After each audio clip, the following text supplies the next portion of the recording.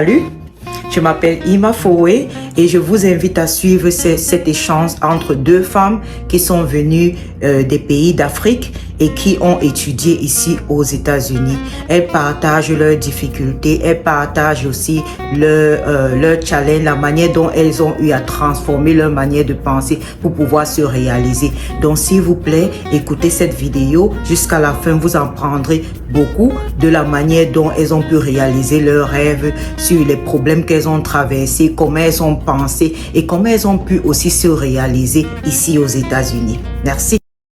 Salut tout le monde, merci de nous encore nous suivre aujourd'hui. Merci de nous regarder, subscribe. Bienvenue sur notre chaîne, la chaîne de Grâce et la chaîne de Irma. Aujourd'hui, c'est un freestyle. On va se poser les questions, on va se dire les vérités. Donc, on va se poser des questions, on va aussi s'enrichir et on attend aussi vos commentaires, on attend aussi vos suggestions dans la partie commentaires. Donc, Irma, quand je te dis mindset, c'est quoi le mindset? Et pourquoi c'est aussi important pour toi? Qu'est-ce que j'entends par mindset? Je vais dire que mindset, c'est une manière de penser. Mindset, c'est une philosophie, une manière de voir la vie. Et si je veux appliquer dans un contexte, je vais dire peut-être le mindset ici pour quelqu'un qui vit aux États-Unis, par rapport à une personne qui vit en Afrique, c'est déjà le fait de comprendre le système, de comprendre qu'est-ce qui est important, de comprendre qu'est-ce qu'on privilégie et comment se comporter. Donc le mindset, c'est juste une philosophie de vie. Et je pense que le mindset, c'est ce qui bloque les Africains, ou tu penses que c'est... Qu'est-ce que tu penses en fait? Tu penses que c'est quelque chose que nous n'avons pas forcément, ou c'est quelque chose qu'on ne prête pas attention à ça? En fait, je ne vais pas dire nécessairement que c'est quelque chose qui bloque. Je vais dire chacun a un différent mindset. Ça dépend ça dépend du contexte dans lequel tu le places et ça dépend de ce que tu fais. Par exemple, il faut avoir un mindset d'entrepreneur pour entreprendre. Il faut avoir un mindset quand tu vas à l'école, c'est un différent mindset qu'il faut avoir. Il faut pouvoir s'adapter au système, pouvoir persévérer quand on fait face aux échecs. Et puis si peut-être tu veux faire quelque chose que tu n'as jamais fait, c'est une manière différente de penser. Il faut s'accaparer de la manière de penser des personnes qui ont réalisé ça et de changer ta pensée, faire en sorte que tu penses comme eux pour pouvoir avoir les mêmes résultats. Mais toi, quand tu me demandes, mais what about you? Qu'est-ce que toi tu penses que le mindset c'est? Pour moi, le mindset c'est ton système de pensée, c'est ce qui régit tes actions. Pour moi, tu ne peux rien faire sans penser. Et avant de penser, il faut croire et tout est lié. En fait, moi, le mindset, c'est l'ensemble de tes pensées, de tes croyances et qui suit dans tes actions. Donc, si tu penses si tu veux savoir quel est ton mindset, regarde tes actions. Ça ne ment jamais. Okay. Voilà. Donc, c'est ce que je pense concernant le mindset. Et ça, c'est bien. Je vais te poser maintenant une question concernant ta vie. Quelle est ta plus grande réussite? Quelle est la chose que tu as réalisée, que tu es le plus fier ici aux États-Unis? Pour moi, on est toujours en perpétuel développement, mais pour moi, ce qui a été le plus grand succès, c'est d'arriver à commencer mes chaînes et commencer les vidéos de moi-même. Ça allait d'être rien, mais c'est un changement de mindset qui a bouleversé beaucoup de choses me concernant mes croyances, concernant ce que je croyais avant et qui me pousse aujourd'hui encore à rêver plus grand. Donc, c'est quelque chose qui n'est pas forcément lié au fait d'être aux États-Unis, mais c'est quelque chose qui montre en fait qu'il y a eu un shift au niveau de la manière de penser et du mindset qui se traduit par les actions qu'on pose. Donc, c'est l'une des choses. Je suis entièrement d'accord avec toi et je vais dire probablement c'est aussi une des réalisations que j'ai fait parce que la culture et puis notre famille, généralement, ils n'associent pas ça à quelque chose de positif. On nous éduque, surtout nous les Africains, à vivre dans l'obscurité, de se cacher pour pouvoir réussir. Et je ne dis pas que c'est une mauvaise chose, c'est une bonne chose. Mais quand on partage aussi le fait de pouvoir se mettre, c'est pas tout le monde qui a appelé à se mettre sur les publics et puis partager leur expérience. Mais c'est un calling c'est un appel pour certaines personnes. Parce que le message, il faut que des personnes soient sur les réseaux, partagent leur expérience pour que ça nous édifie. Parce que je crois aussi qu'il y a beaucoup de choses que j'ai appris en regardant la vie des autres, en étant sur les réseaux, parce qu'ils se sont mis, ils ont eu le courage de se mettre sur les réseaux, ils m'ont éduqué. Donc moi aussi, je pense que ça a été aussi vraiment une réalisation que j'ai fait, pouvoir prendre mon courage et prendre ma caméra et filmer et puis poster. Parce que mon objectif derrière, c'est de pouvoir partager mon expérience, qu'afin aussi que d'autres personnes puissent tirer des leçons, apprendre de ma vie, apprendre de mes échecs, apprendre de mes succès aussi. Bon, là maintenant, on va maintenant à la prochaine question que j'ai pour toi. Et la prochaine question, c'est quel est ton plus grand échec et qu'en as-tu tiré? Qu'est-ce que tu as tiré de cet échec? Avant, j'avais l'habitude de les appeler échecs, tellement que ma manière de penser, mon mindset a changé. Ouais. Je ne saurais dire que j'ai le plus grand échec parce que pour moi, tout me ramène à l'accomplissement de ce qui... parce que si j'ai eu à me tromper quelque part, je sais maintenant ce qu'il ne faut pas faire, ce qu'il faut faire. Donc, la question serait un peu difficile parce que honnêtement, je ne sais même plus, je ne dis pas j'ai fait des erreurs, je dis j'ai appris une nouvelle manière qui ne fonctionne pas. Et ça, c'est le mindset. Voilà. J'ai appris une manière qui ne fonctionne pas, je ne me trompe jamais, j'accomplis, j'apprends, je grandis ou je réussis. Et dans tous les cas de figure, je gagne quelque chose en fait. Donc, je garde en souvenir les moments où je suis passée à un autre niveau, mais aussi parce que on sait comment la mentalité de l'homme fonctionne, garder en mémoire les choses avec une connotation qu'on qualifierait de négative, aussi ne vont pas aussi arranger le mindset que tu essaies d'avoir. Parce que le mindset aussi, toi comme on dit, ça reste un choix. Et tu choisis de demeurer comme fond et marée dans ce que tu as décidé de faire, de rester toujours dans ce qui va t'améliorer, de ce qui va être bien pour toi et tout. Donc honnêtement, ce que je pense pour ma part, c'est pas des regrets, c'est des leçons. C'est des leçons basées sur mon entourage, par exemple, des choix que j'ai eu à faire par rapport à mon entourage, des choix que j'ai eu à faire par rapport aux conseils que j'ai eu à écouter. Et c'est ça. Et par rapport au fait que j'ai longtemps été dans le complexe d'infériorité, non seulement africain, mais aussi en tant que femme et aussi à mon niveau personnel. Donc, c'était plutôt des découvertes, en fait, du fait que, en fait, ça n'a pas de substance. Donc, c'est ça où l'échec a été, c'est d'avoir écouté de mauvaises fois.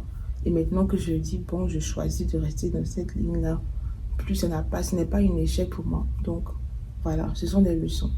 Et c'est ça le mindset. Ok. Ma question, je vais être encore plus précise.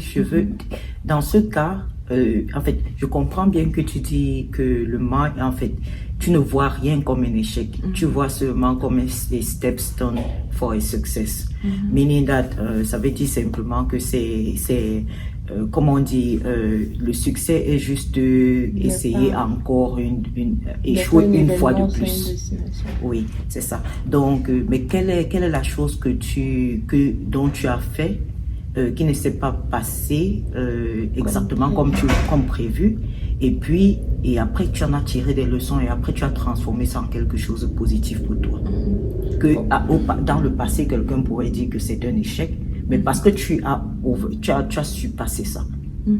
Tu en as fait une réussite, mais tu peux prendre un exemple dans ta vie un peu élaboré. Un des exemples, ce serait quand j'étais encore à l'école en train de rentrer officiellement dans le département d'ingénierie de pétrole. La première fois, ça s'est pas passé comme prévu. Je ne suis pas rentrée.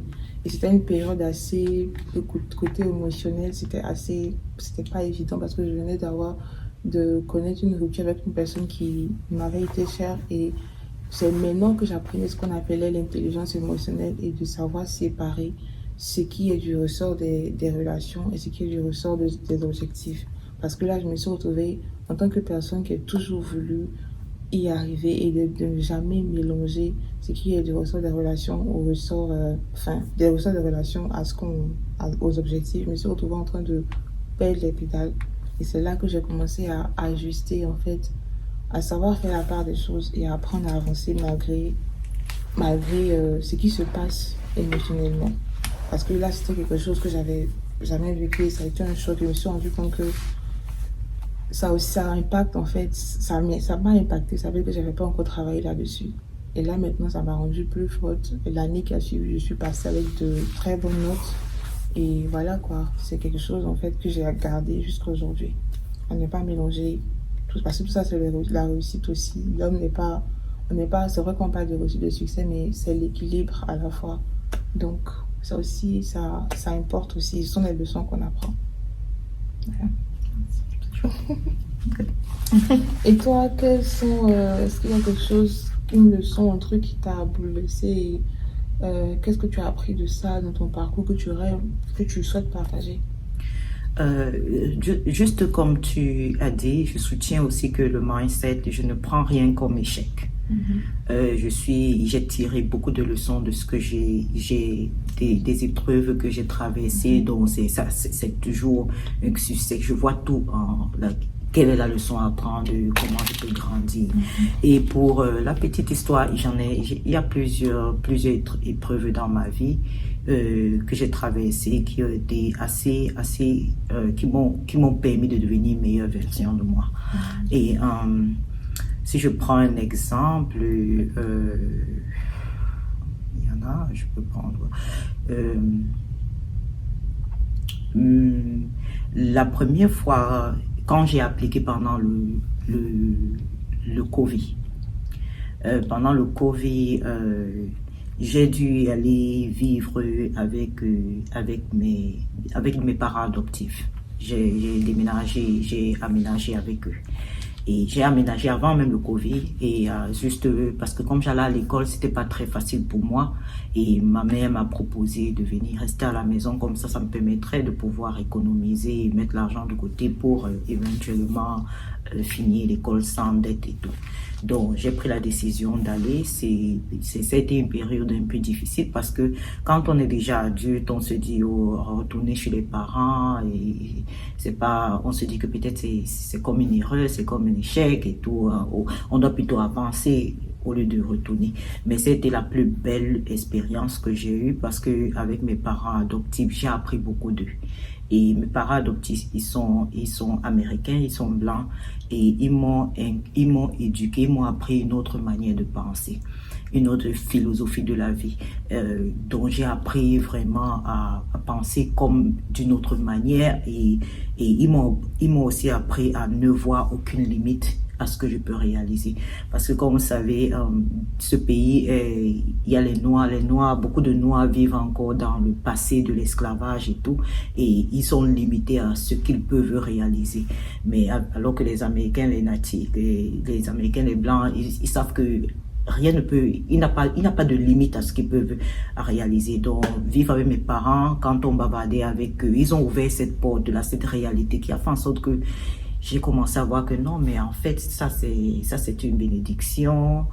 En dépit du fait que je devais couper les ponts avec des amis, je devais me focaliser sur mon éducation, je devais me prendre des distances avec des amis. J'ai dû couper certaines personnes, arrêter certaines relations pour me focaliser juste sur mon éducation et me focaliser l'argent que je faisais mettre de côté pour moi-même. Mais c'était une très très belle expérience parce que j'ai beaucoup appris. Je suis devenue une nouvelle personne. Donc, c'est ça quoi. Bon, ma prochaine question pour toi, c'est, j'aimerais que tu me parles un peu pour des personnes j'aimerais que tu me dises un peu qu'est-ce que ton expérience travailler ici aux États-Unis, qu'est-ce que tu as appris Tu m'as dit que tu as un boulot et puis là tu travailles. Tu me parles un peu de ton boulot et puis du cadre. Qu'est-ce que tu as appris déjà, le peu de temps que tu as travaillé dans cette compagnie? Bon, si je dois parler par rapport à un contraste, pardon, concernant, enfin, avec travailler au pays, je ne pourrais pas le faire parce que j'ai effectivement aux États-Unis qui était ma première fois de travailler, mais ce à quoi j'ai été exposée, c'est encore la mentalité et de savoir vraiment la différence entre comment nous on a été formés et comment est-ce que les blancs ont été, voilà, ce à quoi je n'étais habituée. Ce que j'ai appris, en tout cas ce qui m'a touchée, c'est que en vrai, ce n'est pas tellement ton intelligence, ce n'est pas tellement le fait que tu sois surdoué qui fait la différence, mais c'est ta capacité à apprendre, ta capacité à t'adapter, ta capacité à être volontaire, ta capacité à aller vers. Il ne faut surtout pas rester dans son coin parce que nous, on a vraiment été habitués à attendre, à rester et à attendre qu'on vienne nous donner des tâches, nous donner des trucs à faire et quand on n'en a pas de tâches, on se dit qu'il n'y a rien à faire. Mais il faut toujours aller vers la personne pour pouvoir t'insérer. C'est plutôt le challenge, ce serait au niveau de l'insertion, au niveau de trouver ta place dans la team parce que la mentalité, c'est pas une mentalité d'être dans un bureau, de savoir, de signer des feuilles de papier enfin, jusqu'à toute la fin de la journée, mais c'est de plutôt trouver son rôle dans la team en fait. C'est de trouver plutôt s'insérer pour que on puisse se référer à toi demain. Donc la bataille au début, c'est de vraiment essayer de, on peut dire limite forcer pour pouvoir rentrer et te faire ta place dans la team. Voilà, donc c'est un peu ce que j'apprends et je pense que c'est un challenge c'est encore un changement de mindset encore concernant, enfin, par rapport au fait qu'on était habitué à d'autres manières de penser concernant, enfin, le mindset quand on vient du pays à attendre. Moi surtout, c'est ce que j'ai remarqué. Et j'avais même, pour juste un exemple, j'avais un ami qui m'avait dit la même chose concernant son expérience, le fait qu'il avait l'habitude de s'asseoir et d'attendre qu'on lui donne des tâches. Et dans la tête dans la tête des blancs, ils se disent, mais c'est toi qui dois venir montrer que tu es intéressé. Donc s'il y a encore une classe que tu refuses de step out, tu refuses de sortir de ce que tu pensais, tu vas perdre parce que mine de rien, tu es un peu en position de faiblesse. Mais il faut surtout pas prendre ça encore comme un complexe d'infériorité. Il faut arrêter les discours de plein effort et tout. C'est le mindset. Plus le mindset, soit dans un corps de blanc, dans un corps de noir, c'est le mindset qui réussit. Voilà. Et comme ils ont appris avant nous, on apprend aussi et on n'a pas de complexe d'infériorité du tout. Voilà. Ok, merci. J'ai pour ajouter à ça, et au fait même, en fait, je voudrais te poser la question sur qu'est-ce que tu fais pour t'éduquer, pour continuer à te former. Et pour la petite histoire, nous nous sommes rencontrés à une conférence, on ne se connaissait pas. On est allé à la plus grande conférence internationale d'énergie ici à Houston. On s'est rencontrés là-bas et de là, on a gardé les contacts et aujourd'hui on se retrouve. Après ça, c'est la deuxième ou la troisième fois qu'on se retrouve. Donc, je voudrais te poser la question, qu'est-ce que tu fais pour pouvoir grandir, pour pouvoir t'améliorer chaque jour? Qu'est-ce que tu recommandes? Qu'est-ce que tu as dû changer? Ce que je recommande déjà, pour commencer, je suis partie du fait que je me suis posé la question, est-ce que c'est normal? Parce on se dit, bon, il y a des choses qu'on ne peut pas faire, des choses qu'on peut faire. Le fait de penser, par exemple, que je suis forte en maths, je suis faible en français. Je me suis dit non, c'est vrai que tu as une opportunité, que tu travailles, mais il faut apprendre à repérer les endroits dans ta vie où il y a encore quelque chose à faire et à développer un plan en fonction de ta situation actuelle, c'est-à-dire tes réalités en termes de temps, en termes d'argent, et puis de commencer à avancer, à combler ce vide-là.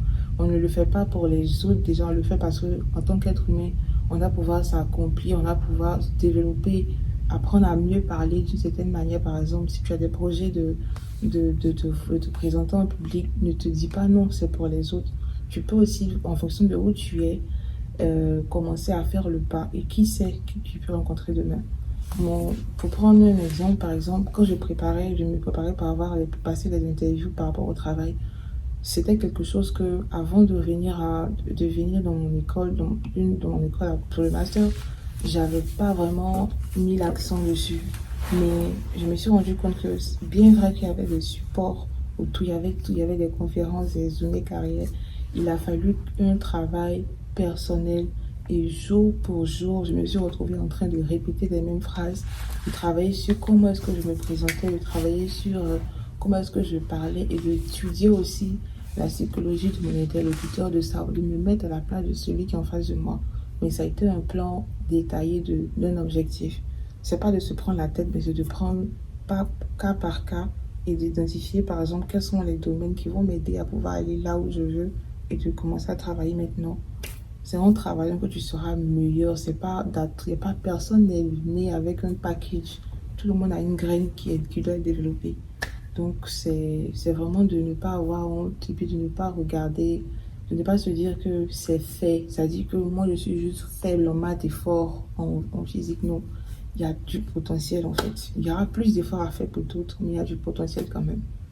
Voilà, il faut juste aller pas à pas. Il ne faut pas avoir, il ne faut pas penser au fait enfin, t'étouffer avec de grandes étapes, mais commence tout petit.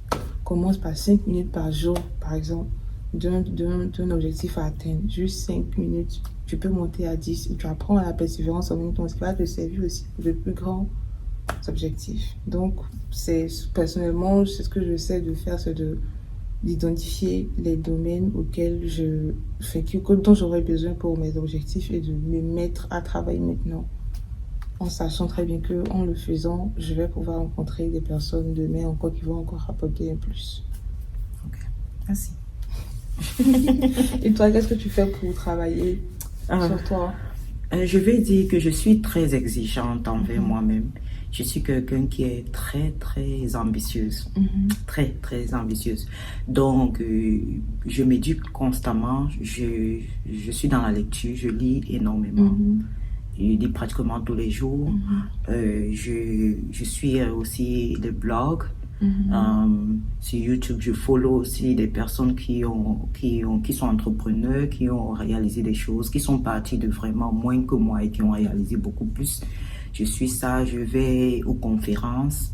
Les conférences, je n'hésite pas à investir dans mon éducation, à part l'éducation scolaire, mais dans tous les autres domaines. Et je n'accepte jamais non pour une réponse. Donc chaque fois que je fais face, je m'en vais faire quelque chose et puis ça ne marche pas le premier coup. Je prends un coup, ça à coup sûr, je prends un coup. Mais je me pose toujours la question, qu'est-ce que je dois apprendre? Quelle est la leçon derrière? Et dès que je pose cette question, je trouve une solution et j'avance. Je suis toujours en train d'apprendre. Et j'ai compris que dans les livres, il y a vraiment le monde. Les livres ont transformé ma vie et continuent à transformer ma vie. Et j'ai vu qu'il y a le formal education et puis il y a la vraie éducation. La formal, c'est juste aller avoir son diplôme, on est ingénieur, on est ci, on est ça. Mais la vraie éducation, c'est juste continuer à s'instruire, aller parler, faire le tri aussi.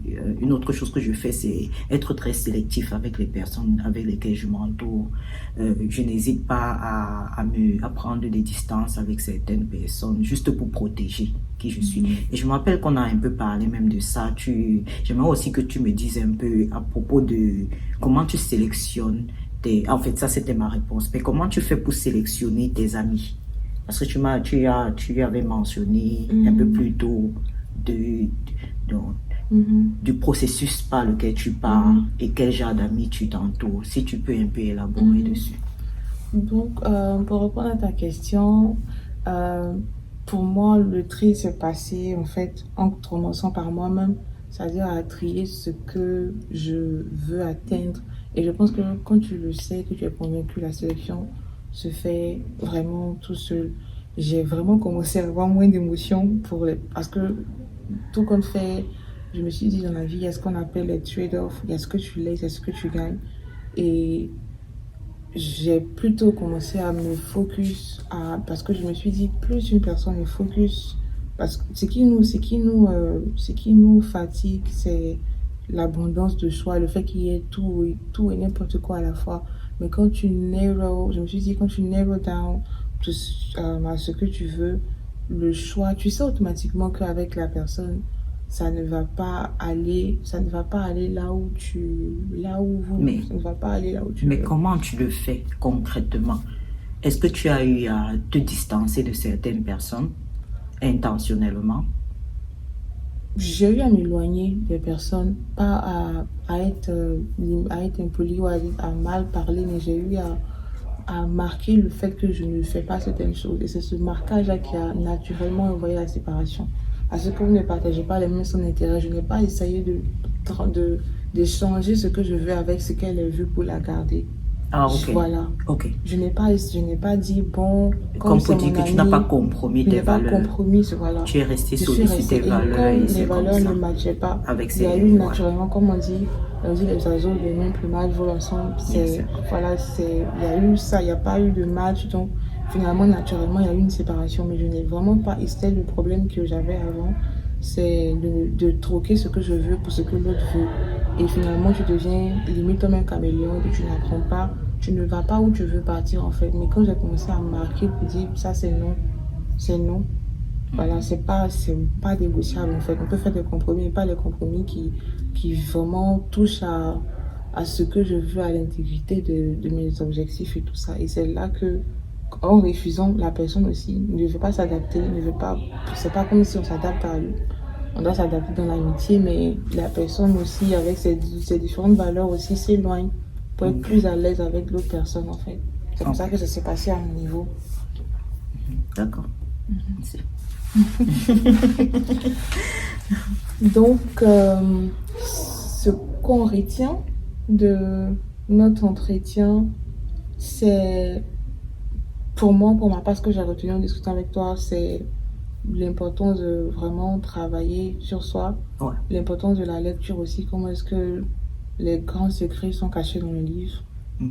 Voilà, et comment est-ce que ça t'a permis de remettre en question ce sur quoi tu te basais pour avancer. Ça t'a donné encore plus de force et de courage encore parce que tu t'es rendu compte qu'il y avait des personnes quelque part dans le monde qui pensaient qu'ils avaient au moins accompli ce que tu recherches. Yeah. La conclusion, c'est que continuer à aller vers ne pas avoir peur d'aller vers la recherche, vers l'information, ne pas se limiter à notre couleur de peau, notre sexe, notre âge et tout ça, mais juste foncer vers l'information et aussi être cultivé, apprendre tout le temps. Et aussi, un point qui est très important que vous devez aussi retenir, c'est qu'il n'y a pas d'échec. C'est ce que tu as dit. Il n'y a pas d'échec, il n'y a que des leçons derrière. Chaque épreuve que nous traversons, ce n'est pas un échec. Ça devient un échec quand nous arrêtons. Mais tant qu'on se relève et on repart, il n'y en a pas d'échec. C'est juste des leçons, des épreuves à apprendre. Donc, c'est tout pour aujourd'hui, ce qu'on a pour vous. Et puis, merci. Restez tune. Restez connectés.